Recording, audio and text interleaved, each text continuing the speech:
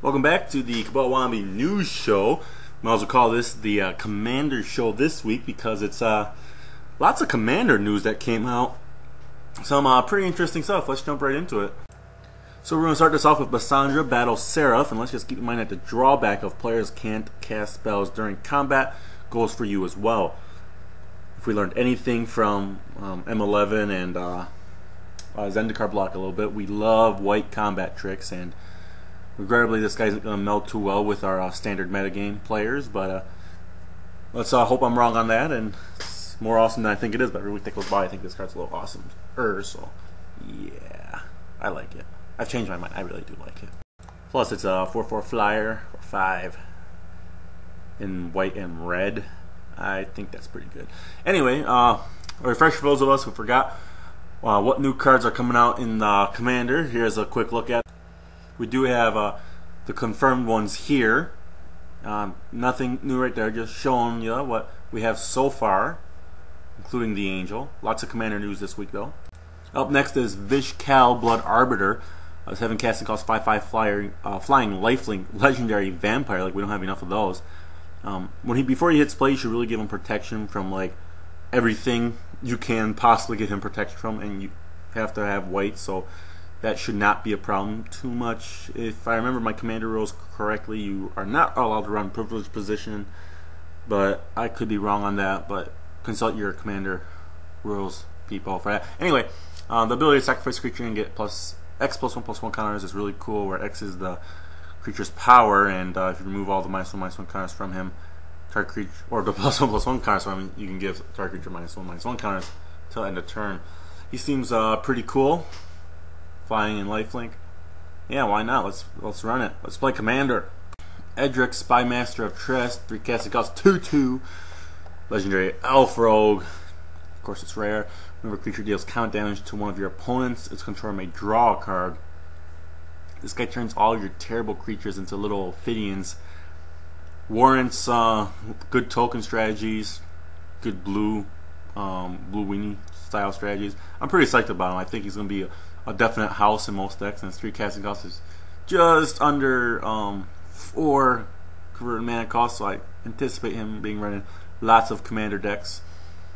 Just because he's so cheap to cast, and the added bonus of drawing cards is so good. Pretty psyched about it.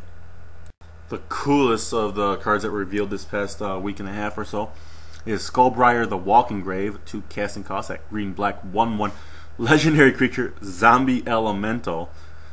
They like to throw elementals into all kinds of random things. Apparently we have rust elementals and apparently walking grave elementals. Like, I don't know. But anyway, 1/1 haster, and whenever Skullbriar the Walking Grave deals damage or combat damage to a player, put a +1/+1 counter on it, and counters remain on Skullbriar as it moves to any zone other than the player's hand or library. Beastie. Let's leave it at that. If the +1/+1 counter thing not going away doesn't get you really excited about it, let's consider this. He's a really cool card for green-black rock. He's a legendary zombie. He's a black card with haste.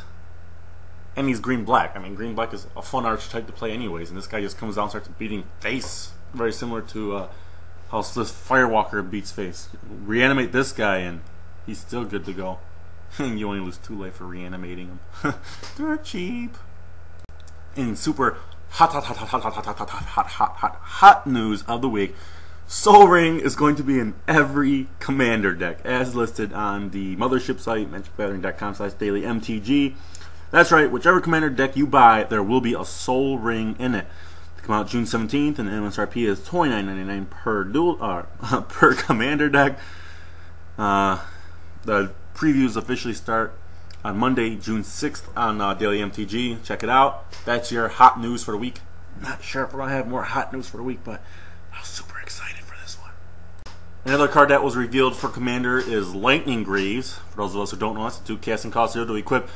Equipped creature has haste and shroud. Not very excited about that at all. I mean, it's better than that janky one we got in Scars block. But yeah, people are supposed to be excited about Lightning Greaves, and we're just not, because its uses, although very good, we only want to use on the general anyways, and what's the chances of the 2-hitting play? That card's also been spoiled this week. No picture. Other things that happened include new terminology So we're using Archon of Justice as an example here. For those of us who don't know, he's a 4/4 flyer for 5 mana. And when he's put to a graveyard from the battlefield, you exile target permanent. It now reads, when Archon of Justice dies, exile target permanent. Puts a fairly old twist on a fairly old game in a fairly modern environment.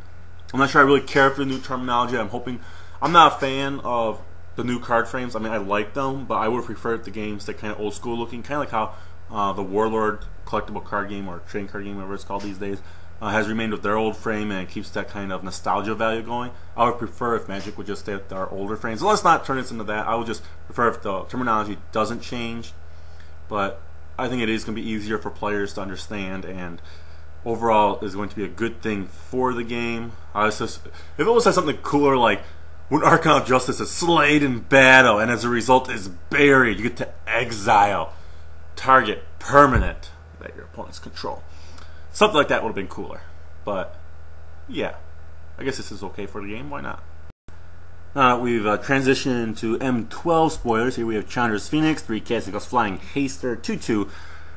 Whenever an opponent is dealt damage by a red instant or sorcery spell you control or by a red planeswalker you control, return Chandra's Phoenix from your graveyard to your hand. Its Rise Again effect is a pretty easy trigger to get, but you do have to recast it to get any more damage out of it. But it's a 2/2 flying haster. Shouldn't be too hard to get that guy into play and get some damage in, especially early game. He is the buy a box promo for M12, so if you love buy a box promos, you probably love this guy. I'm not a fan of buy a box promos since Day of Judgment, so yeah. Still a pretty cool card though. And as mentioned last week about the new command or new duel deck you face in Magic 2012 on Duels of the Planeswalkers, or whatever we're calling this online thing. It's so confusing for me for some reason. The full art for the Merfolk lady that you most likely will duo with the underwater monsters deck you'll be fighting against with Lorthos and that Eldrazi has Annihilator or whatever. But the point is that here's full artwork. It looks gorgeous. The waves look like they're traditional Japanese style waves. Looks like it might have been done in watercolor. It looks awesome, and there's like octopus tentacles coming out of the water too. So definitely cool stuff going on in this picture, and it doesn't look too bad. I like it, let's put it that way. According to an interview by Jacob something or other with Wizards of the Coast publicity team, Signature Vampire is once again returning to standard in this year's upcoming Magic Gathering 2012 core set M12. Signature Vampire is coming back, yay! If we use some modern photoshopping editing skills, we can see what it might look like in M12. I guess that joke didn't go over as good as I thought it would. Mana Crypt has been confirmed almost as the new DCI Judge promo. That's just awesome on so many levels. So judges get the best promotional items. That's going to do it for this week's show. Lots of Commander news this week. More Commander news next week, most likely, as even now after midnight. We still have Commander news coming out. So look forward to next week's show. Probably lots of Commander stuff in there. Hopefully we'll have a new foil announcement by then. So until next week, guys, Cabal out. No lame outro.